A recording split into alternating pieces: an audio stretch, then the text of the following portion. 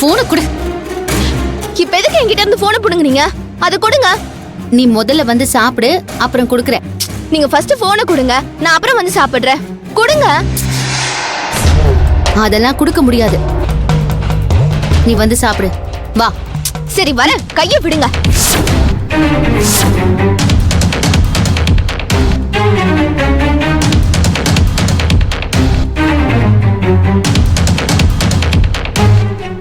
ஏண்டி சாப்பிடவான்னு உன்னை 10 தடவை கூப்பிடணுமா? அப்பதான் வருவியா? அதான் வந்துட்டேன்ல, விடுங்க பாட்டி. அதுக்கு ஒரு சவுண்ட் கொடுத்துட்டு இருக்கீங்க. இப்போ எதுக்கு நீ பாட்டிக்கிட்ட கோவப்பட்டு இருக்க? சாப்பிடறதுக்கு நேரத்தோட வரலனா ஏன் ஒரு முறை கூப்பிட்டா வரமாட்டியான்னு கேட்கதான் செய்வாங்க. நீ போன் நோண்டிட்டு இருந்த விஷயம் பாட்டிக்கு தெரியாதுல்ல? ஓ, அப்படின்னா இந்த அம்மா இவ்வளவு நேரமும் போனை நோண்டிக்கிட்டு தான் உட்கார்ந்திருந்தாளா? ஆமா பாட்டி, போனை புடுங்கிட்டு சாப்பிட வாடினா என்கிட்டயே மூஞ்ச காட்டுறா. அப்படி முகத்தை காட்டுறப்ப கொமட்டிலேயே குத்த வேண்டியதானே? குத்துவீங்க குத்துவீங்க. ஏமா, பெரியவங்கங்கிற மரியாதை இல்லாம இப்படி எடுத்துரிஞ்சு பேசினா எப்படிமா? நீ போன் வேணும்னு கேட்டு அடம் பிடிச்ச, அதை நீ படிப்புக்கு மட்டும்தான் பயன்படுத்தணும்னு கண்டிஷன் போட்டு தான் வாங்கி கொடுத்தாங்க.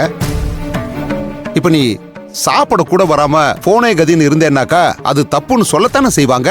அதை நீ சரின்னு ஏத்துக்கிறத விட்டுட்டு கோவப்பட்டா எப்படிமா? செவந்தி, அவளுக்கு டிஃபன் வைங்க, சாப்பிடட்டும்.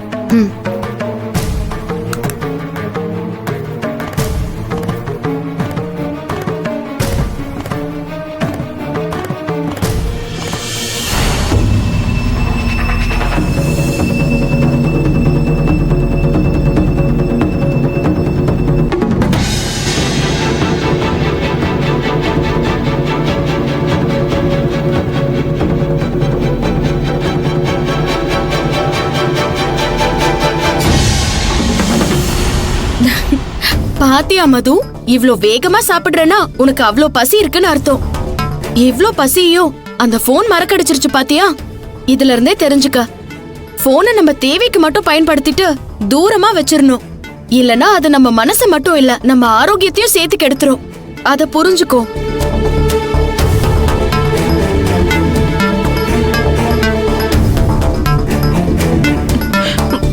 ஏய், பொறுமையா சாப்பிடுறே.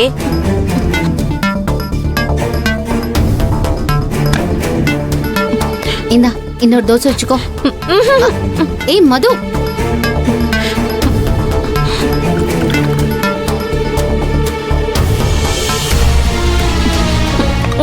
என் போனை கொடுங்க.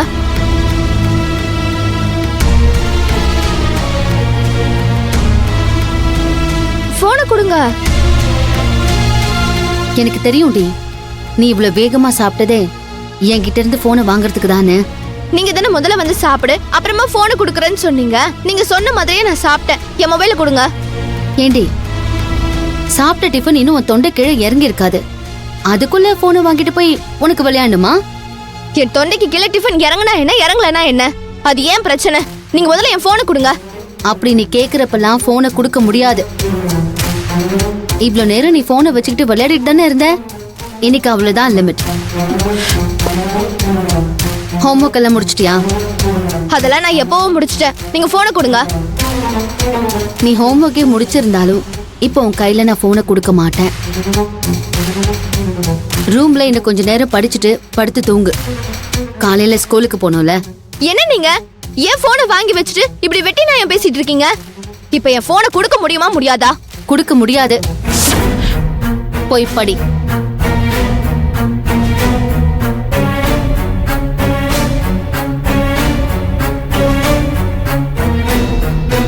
அவங்க அந்த போன் எனக்கு தானே வாங்கி கொடுத்தாங்க ஆண்டி.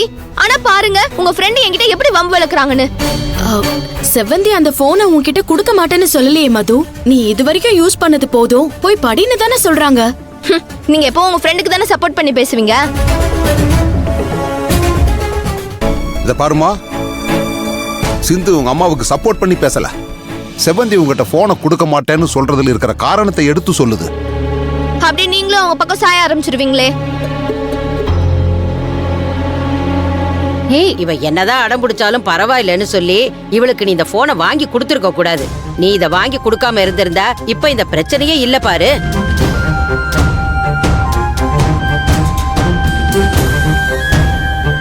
ஏம்மா என்ன இது? ஆ?